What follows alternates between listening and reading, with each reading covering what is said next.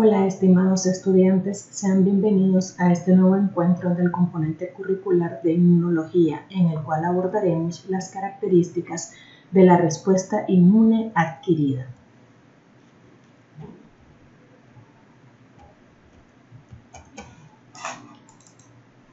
El objetivo que vamos a ver en esta primera conferencia es mencionar las características de la inmunidad adquirida. Nos vamos a centrar en establecer las diferencias entre la inmunidad humoral y celular. Conoceremos por qué se caracteriza la inmunidad adquirida, cuáles son las células que participan en esta inmunidad y cómo ocurre la activación de los linfocitos. Cuando al cuerpo de ustedes ingresa un agente patógeno, se va a activar el sistema inmune y este sistema inmune se divide en dos grandes componentes, la inmunidad innata, que hemos estudiado hasta el momento, y la inmunidad adquirida. Cuando el agente ingresa, el cuerpo activa ambas inmunidades, mientras la inmunidad innata actúa de forma rápida e inmediata, lentamente va activándose la respuesta adquirida. Entonces, las primeras barreras en protegernos corresponden a la respuesta inmuninnata, que como hemos aprendido, el término innato se refiere a esos mecanismos con los cuales nosotros nacemos y están listos para defendernos de forma inmediata, en cuestión de minutos a horas. Y hemos visto que estos generalmente abarcan a las células como los granulocitos, donde vimos a los basófilos, eosinófilos, neutrófilos y mastocitos. Aquí teníamos a los fagocitos, que formaban parte de la barrera endocítica, donde vimos al neutrófilo, a la célula dendrítica, al macrófago. Pero también vimos que incluía a células como las natural killer, que formaban parte de la barrera celular. A estas células de la inmunidad innata, nosotros podemos ver que estas células actúan de forma rápida y reconocen al antígeno por receptores que no son altamente específicos. Generalmente utilizan receptores de reconocimiento de patrones, abreviados como PRR, un ejemplo, los receptores tipo TOL, para escanear a la molécula que ingresó y determinar si es extraña. La desventaja de la inmunidad innata es que no genera memoria inmunológica, es decir, no se guarda información del encuentro que sufrimos con ese agente patógeno. Habíamos aprendido que las células dendríticas eran las mejores células presentadoras de antígeno. Ellas fagocitan al agente agresor, lo fragmentan y toman un fragmento y se lo presentan al linfocito. De esta manera, ellas al realizar la sinapsis inmunológica y decirle, hoy el linfocito ha entrado este intruso, ayuda a eliminarlos, a través de esta sinapsis inmunológica es que se crea el puente entre la activación de la inmunidad innata y la activación de la inmunidad adquirida. Pero este proceso toma más tiempo, horas a días. El tiempo que tarda depende si se trata del primer contacto con el patógeno o del segundo contacto con el patógeno, es decir, si se activó una respuesta inmune primaria o se activó una respuesta inmune secundaria. En el caso de que sea el primer encuentro con el antígeno, el proceso de activación puede tomar días, 7 a 10 días, incluso algunos libros dicen que 1 a 2 semanas, pero en el segundo encuentro, cuando activamos linfocitos B de memoria o linfocitos T de memoria, en este segundo encuentro la respuesta es más rápida, pero aún así toma más tiempo que la innata, porque generalmente es de 24 a 72 horas. Si bien la inmunidad adquirida tarda más tiempo en desarrollarse, aquí yo establezco una mejor lucha contra el agente agresor, ya que aquí voy a activar a mis tropas élite, es decir, a células más especializadas que se caracterizan por tener receptores altamente específicos para reconocer un único antígeno, es decir, son receptores muy específicos para un antígeno único. Y aquí tenemos a los linfocitos T, que según su marcador los clasificábamos en linfocitos T citotóxicos, que recordemos estos son CD8 positivo, y linfocitos T helper o ayudadores, que son CD4 positivo. Estos a través de su PCR, receptor de célula T, reconoce el antígeno. En el caso del linfocito B, lo hace a través del PCR, receptor de la célula B. Estas células son más especializadas en el proceso de reconocimiento del antígeno. Pero vamos a ver también que en la respuesta inmune adquirida participan células de la inmunidad innata, solo que aquí lo van a hacer de una forma más especializada. Al final, en la inmunidad adquirida, guardamos un recuerdo de este encuentro, es decir, se genera memoria, como vemos en este cómic donde dice: recuerdo la terrible batalla del rinovirus del 99. Cada vez que un agente patógeno ingresa, la respuesta inmune adquirida lo reconoce de forma específica. ¿A qué me refiero?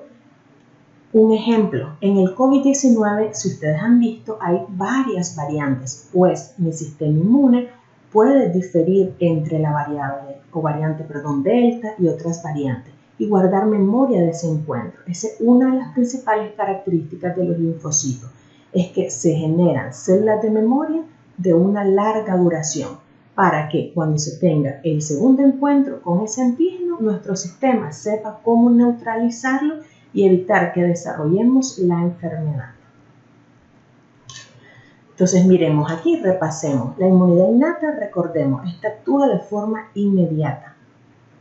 La desventaja es que tiene poca especificidad y poca diversidad. Y aquí incluimos las barreras que estudiamos, la piel y las mucosas que forman la barrera anatómica, los neutrófilos, los macrófagos, las células dendríticas que forman la barrera fagocítica. Teníamos lo que era la barrera inflamatoria, donde participaban también los neutrófilos. Mirábamos los interferones, el complemento, las proteínas de fase aguda que nos formaban nuestra barrera fisiológica, junto con otras características como el pH, reflejos como el estornudo, la tos, la diarrea, el vómito. Y también teníamos dentro de la inmunidad innata una barrera celular que estaba constituida por las natural killer, que en este caso reconocen cuando una célula afectada o alterada ha dejado de expresar HLA1 y a través del modelo de lo propio faltante matan a esa célula. O bien si esa célula comienza a expresar mayor cantidad de ligandos activadores que inhibidores, los va a matar por el modelo de las señales equilibradas. Y vean que el tiempo de activación es corto. Pero estas mismas células de la inmunidad innata, sobre todo las que actúan como células presentadoras de antígeno, buscan cómo activar a la respuesta inmune adquirida. Se van a los órganos linfoides secundarios y dicen: linfocito, he aquí un antígeno, actívate. Entonces aquí tenemos la activación de células más especializadas que cuando se diferencian van a reconocer con una alta especificidad al antígeno y van a producir una alta diversidad de moléculas. Y en estas células efectoras, unas se van a diferenciar también en células de memoria. Si vemos, este proceso toma más tiempo que la respuesta innata. Entonces miremos y resumamos. En innata, si se fijan, están las 5 barreras que ya habíamos estudiado y vemos que participan más que todo fagocito, granulocito y natural killer. La respuesta innata es perfecta para diferenciar entre lo propio y lo no propio. La desventaja es que es poco específica y no guarda memoria del encuentro. La ventaja es que se activa de forma rápida e inmediata. La respuesta adquirida, si nosotros nos fijamos, aquí van a participar más anticuerpos, enzimas, y en el caso de las células son células más especializadas como los linfocitos T y B, pero como les mencioné, hay células de la inmunidad innata que también participan en la respuesta inmune adquirida, pero lo hacen a través de mecanismos más especializados, que veremos a continuación. La respuesta inmune adquirida es muy buena para discriminar entre lo propio y lo no propio. Sin embargo, durante el proceso de maduración de los linfocitos B y los linfocitos T, pueden fallar los procesos de selección negativa y pueden escaparse clones autorreactivos, los cuales pueden generar un fenómeno autoinmune. Esta respuesta es altamente específica. Cada receptor reconoce a un único antígeno. Se guarda memoria inmunológica. Y la desventaja es que es más lenta, sobre todo cuando es el primer contacto con el antígeno. La respuesta inmune adquirida se clasifica según dos criterios. Según el mecanismo de desarrollo, aquí tenemos la inmunidad humoral y la inmunidad celular. En el caso de la inmunidad humoral, esta está mediada principalmente por los linfocitos B. Estos linfocitos B, una vez que se activan, se transforman en células plasmáticas o plasmocitos, los cuales secretan anticuerpos. Si recordamos, los anticuerpos son abundantes en los compartimentos tisulares, en lo que son los líquidos corporales como la sangre, la saliva, las secreciones de las mucosas, entre otros. Pues en el pasado a los líquidos corporales se le conocía como humores, por lo cual a esta rama de la inmunidad adquirida se le denomina inmunidad humoral. Mientras que la inmunidad celular, esta es mediada principalmente por células. Una de ellas es el linfocito T citotóxico, que realiza una función llamada citotoxicidad celular directa específica, pero también puede participar aquí lo que es células de la innata, como la natural killer, el macrófago, los neutrófilos y los eosinófilos, a través de un mecanismo llamado CCDA, citotoxicidad celular dependiente de anticuerpos, y en el caso del macrófago también participa en la hipersensibilidad retardada. Como aquí estos mecanismos son mediados por células que van a generar citólisis de la célula infectada, por eso se le denomina inmunidad celular. Cuando ingresa un agente patógeno, se activan ambas ramas. ¿Cuál rama va a predominar? Depende de la naturaleza del agente patógeno. Otro criterio para clasificar la respuesta inmune adquirida es según su origen, es decir, de dónde proviene. Si yo obtengo esta inmunidad a partir de otra persona, por ejemplo, cuando una mamá le da pecho materno a su bebé, ella le pasa a través de la lactancia materna inmunoglobulina A e inmunoglobulina G. Entonces, a esta la llamamos inmunidad pasiva. Es decir, es una inmunidad que se formó en otro individuo y yo la transfiero a otra persona. La otra inmunidad, según su origen, es la inmunidad activa. Esta es la que desarrolla la persona por entrar en contacto con el antígeno, ya sea porque lo adquirió en una enfermedad o bien porque esta persona fue vacunada.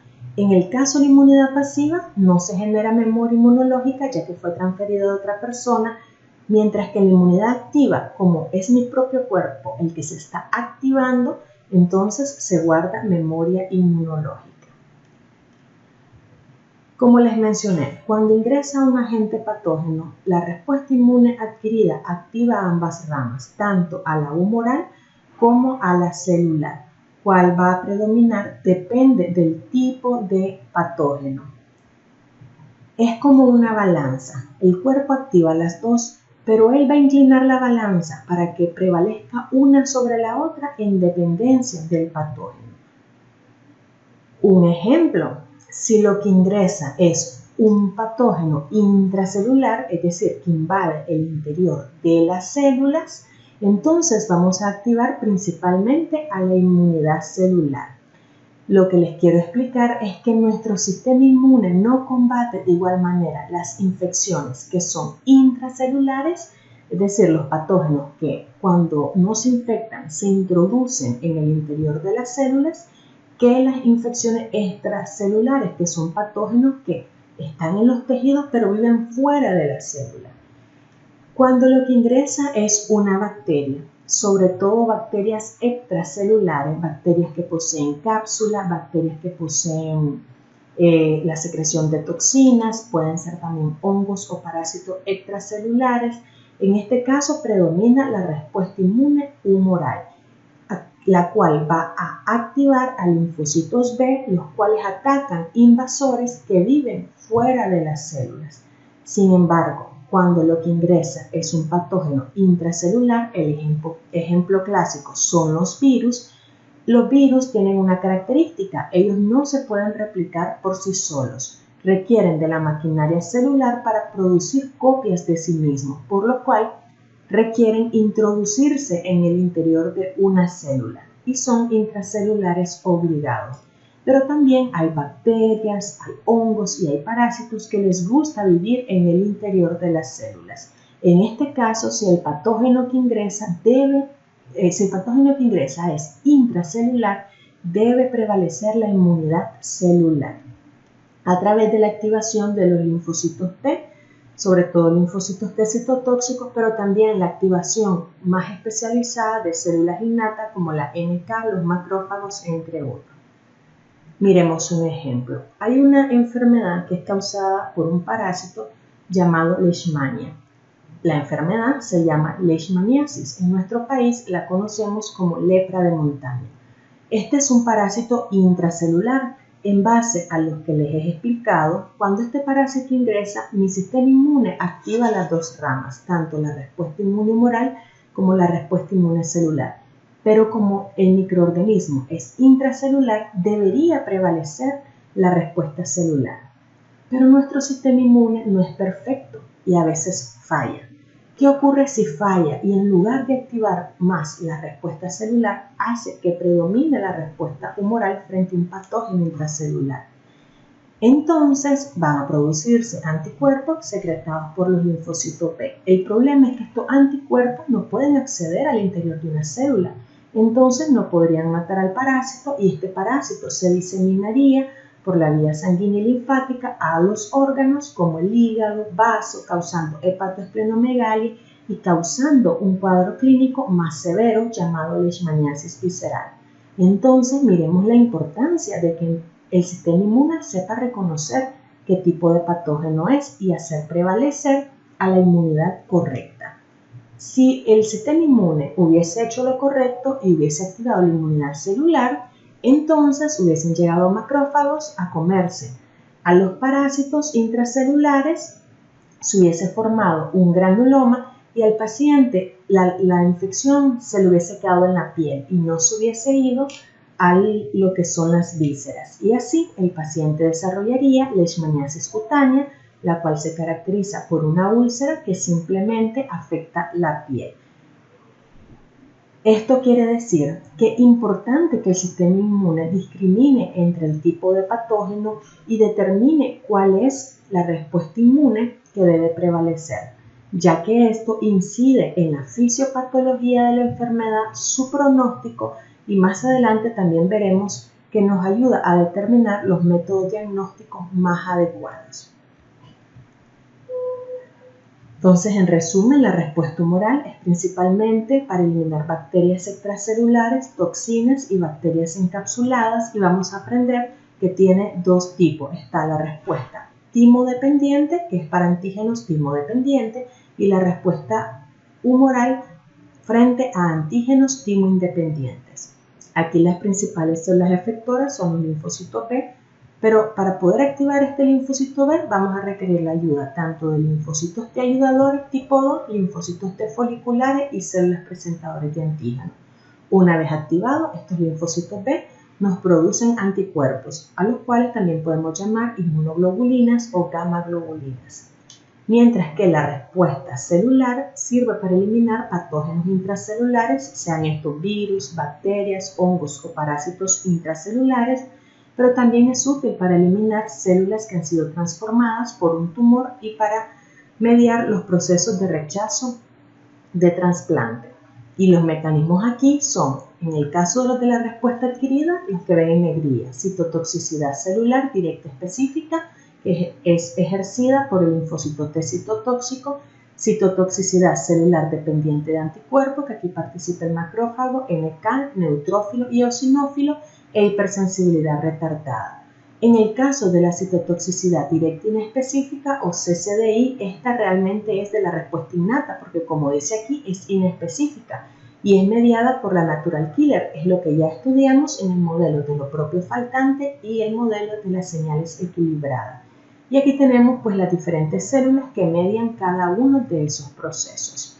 En este caso, las moléculas efectoras van a ser las enzimas citolíticas, que son secretadas por estas células citotóxicas como las perforinas, granzima y también los mediadores químicos secretados por los linfocitos T ayudadores para poder activar las respuestas celulares que son en este caso las citoquinas. En resumen, la respuesta inmune adquirida se caracteriza por tener una alta especificidad, una alta diversidad discriminar lo propio de lo no propio, generar memoria inmunológica. Y una vez que esta respuesta inmune ha logrado combatir al agente agresor, ella se autorregula.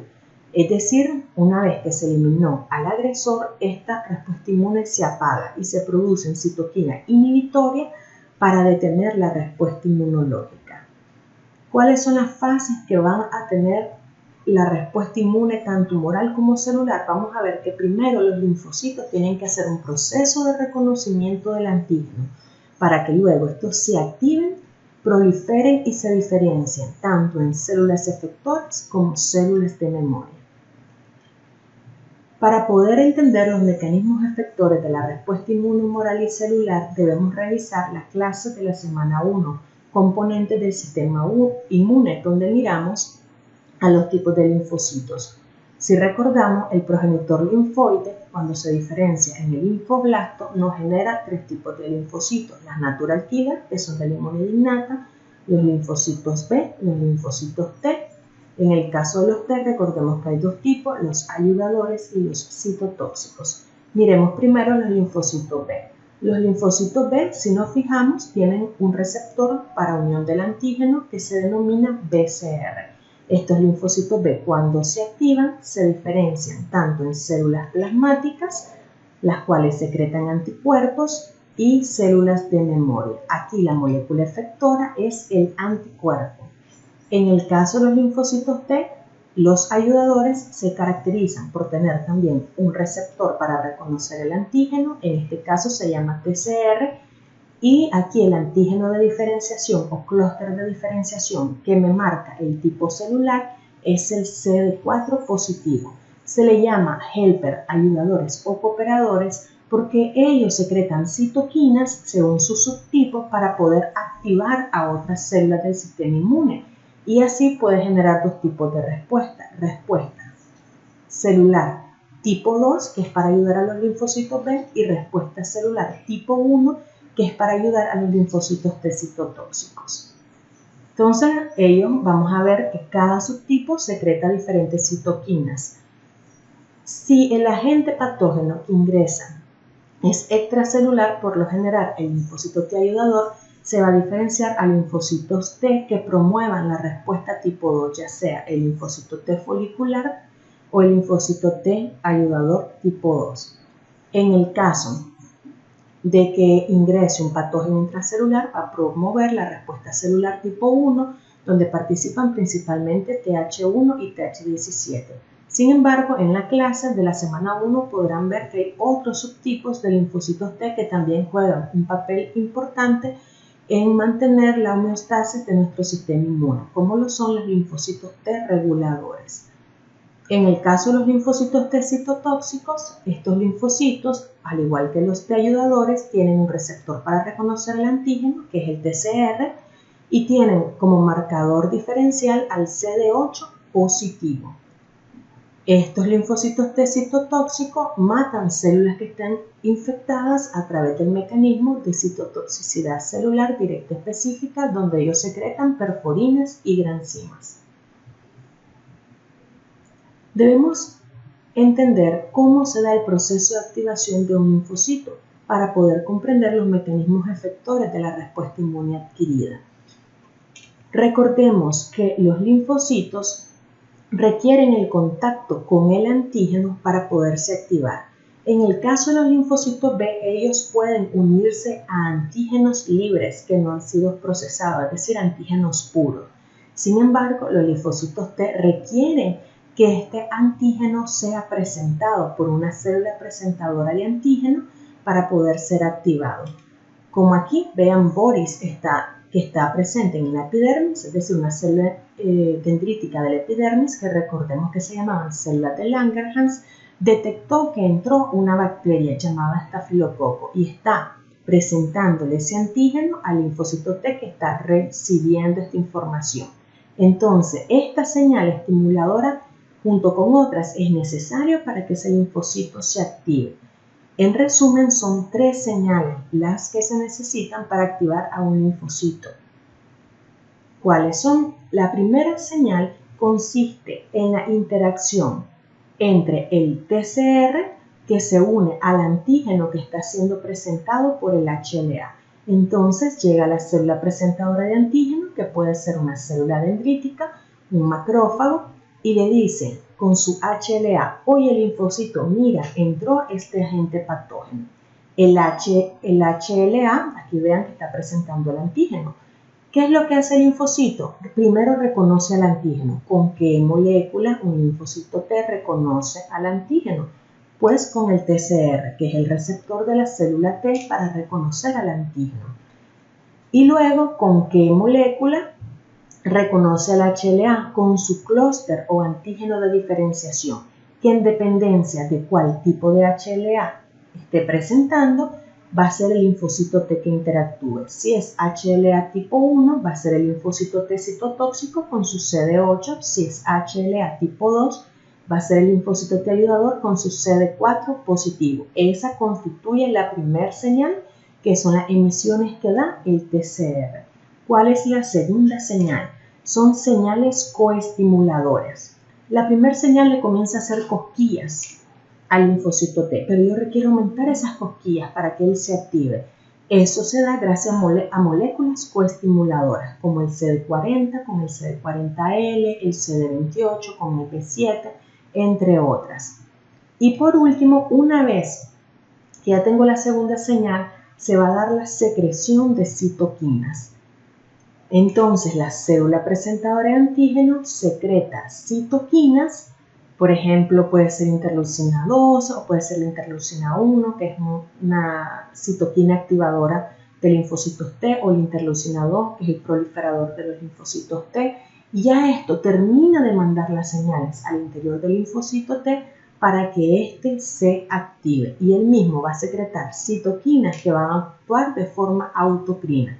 Entonces, las que secreta la CTA actúan de forma paracrina, y las que secreta el propio linfocito T y están actuando sobre el mismo tienen una función autocrina.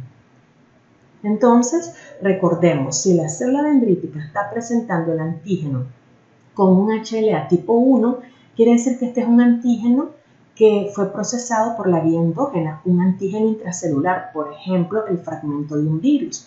Me pregunto, ¿con qué molécula nuevamente el linfocito T va a reconocer el antígeno? Con el TCR. ¿Y con qué molécula va a reconocer el HLA1? Solo el CD8 puede reconocer al HLA1. En este caso, quien va a llegar es el linfocito T citotóxico. Cuando la célula presentadora de antígeno me está presentando un antígeno con el HLA2, este antígeno fue procesado por la vía exógena. Esto quiere decir que era probablemente una bacteria o un patógeno extracelular. ¿Quién va a llegar a reconocerlo? El único que tiene el CD4, que es el que puede interactuar con el HLA2, es el linfocito T ayudador, que con su TCR reconoce al antígeno y con su CD4 positivo el HLA2. Si recordamos, los linfocitos se producían en los órganos linfoides primarios, específicamente en la médula ósea, donde la célula madre hematopoyética o pluripotencial se diferenciaba en el progenitor linfoide, este en el linfoblasto y este en linfocitos T y linfocitos B. Recordemos los pasos o etapas de maduración de los linfocitos. Teníamos el progenitor, que es el pro-T o B, dependiendo del tipo, el precursor, pre-B o pre-T, y luego teníamos el linfocito inmaduro y el linfocito maduro. Si recordábamos, los linfocitos B cumplían casi todo su proceso de maduración en la médula ósea. Sin embargo, requerían ir a los órganos linfoides secundarios, sobre todo el vaso, a completar su proceso de maduración. Mientras que los linfocitos T abandonaban la médula ósea en el estadio pro-T y al ir viajando se dirigían al timo, donde llegaban como timocitos doble positivo, es decir, linfocitos T inmaduros. Y en el timo ellos sufrían el proceso de selección positiva y negativa y luego pasaban a la sangre y se dirigían a órganos linfoides secundarios, donde iban a completar su proceso de maduración. Esos linfocitos que están saliendo de esos órganos linfoides primarios andan circulando en la sangre y ellos andan viajando por esa sangre como linfocitos vírgenes. pasan por la linfa, pasan por la circulación venosa y van a penetrar al órgano linfoides secundario, en donde, si recordamos, el ganglio linfático era el órgano linfoide secundario más especializado que brindaba el microambiente óptimo para el encuentro entre el antígeno y los linfocitos. Cuando ellos ingresan, lo hacen a través de las vénulas o venas del endotelio alto, mientras que el antígeno ingresa por los vasos linfáticos aferentes. Debemos recordar en la clase de los componentes del sistema inmune cuál es la estructura de un ganglio linfático, ya que cuando los linfocitos ingresan al ganglio, vamos a ver que ellos van a residir en zonas específicas. En el caso de los linfocitos T, ellos se dirigen a la paracorteza, por eso aquí se le conoce como zona T. Y aquí ese linfocito T va a buscar un antígeno. Si él lo encuentra, va a residir en el ganglio por varios días, donde él va a proliferar y se va a diferenciar. Si no lo encuentra, entonces ellos van a salir por los vasos linfáticos eferentes y van a estar recirculando nuevamente hasta que encuentren un antígeno. Es decir, ellos andan como un policía buscando a un antígeno. En el caso del linfocito T, recordemos que ellos reconocen antígenos solo si este está siendo presentado por una célula presentadora de antígeno.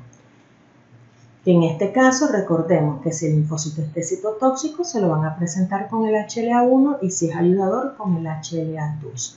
En el caso del linfocito B, ellos residen en la corteza, en una estructura llamada folículo, y a esta región de la corteza se le conoce como zona B. Igual, aquí ellos van a buscar antígenos, los cuales los pueden encontrar puros o bien siendo presentados por una célula dendrítica folicular.